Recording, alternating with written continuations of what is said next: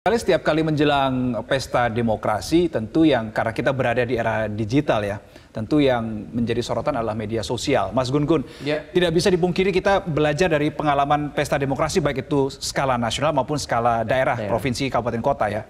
Ada satu aspek yang sebenarnya bisa memicu terjadinya polarisasi masyarakat selain tadi karena perilaku dari para elit itu tadi, tapi ada juga itu media sosial.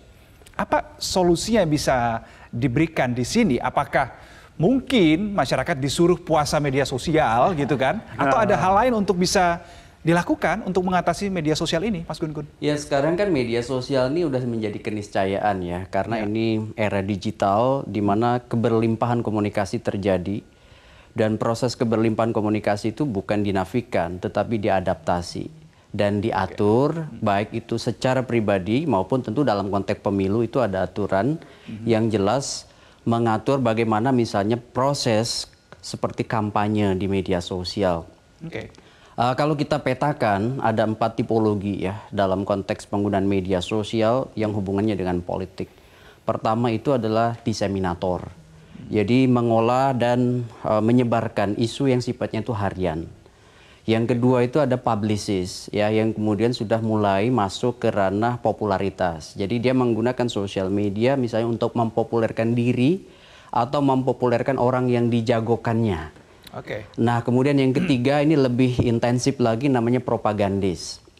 Dia menggunakan teknik-teknik standar propaganda seperti name calling, memberi label buruk, glittering generalities teknik bisa memberi label positif, atau card stacking ya pernyataan yang punya efek domino pada halayak luas itu dan tentu teknik-teknik lain. Nah ini yang disebut dengan propagandis. Nah yang terakhir yang disebut dengan hacktivis. Dia di pemilu tuh banyak nih aktivitas hacktivism yang sebenarnya harus diantisipasi. Nah ini tidak hanya semata-mata dihimbau tapi juga ada penegakan hukumnya. Gitu. Sehingga kemudian kalau kita lihat penyebaran narasi kemudian mengamplifikasinya di halayak luas, tidak cukup hanya kemudian dipetakan, dipantau, tapi juga harus ada satu proses tracking di wilayah hukum. Contoh misalnya ya penyelenggara pemilu. Nah itu kan sekarang sudah masuk banyak sekali instrumen seperti Mahadata ya, yang sebenarnya bisa dipetakan. Misalnya echo chambernya itu di mana siapa, lewat SNE misalnya social network analysis. Itu sebenarnya hal-hal yang bisa sekali dilakukan. Kalau kemudian caranya konvensional, tentu ini tidak bisa dimitigasi. Harus ada langkah inovatif, langkah progresif. Kenapa? Politik itu soal persepsi.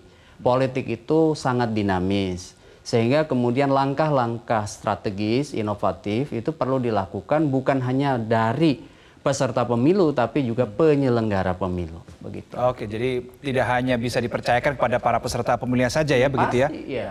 Contoh kalau aturan formal kan misalnya mendaftarkan 3 akun ya kan di setiap platform itu kan di Undang-Undang Pemilu kan begitu ya.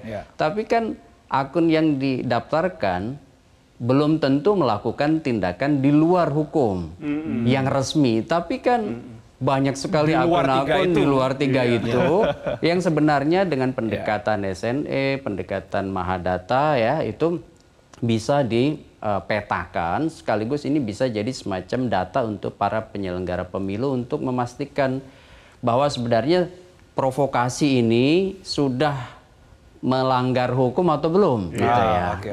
Kan provokasi itu apakah misalnya suatu hal yang mungkin masih bisa ditolerir atau sudah memang melanggar norma-norma aturan ya yang kemudian itu kemudian kita harus tindak gitu. Jelajahi cara baru mendapatkan informasi. Download Metro TV Extend sekarang.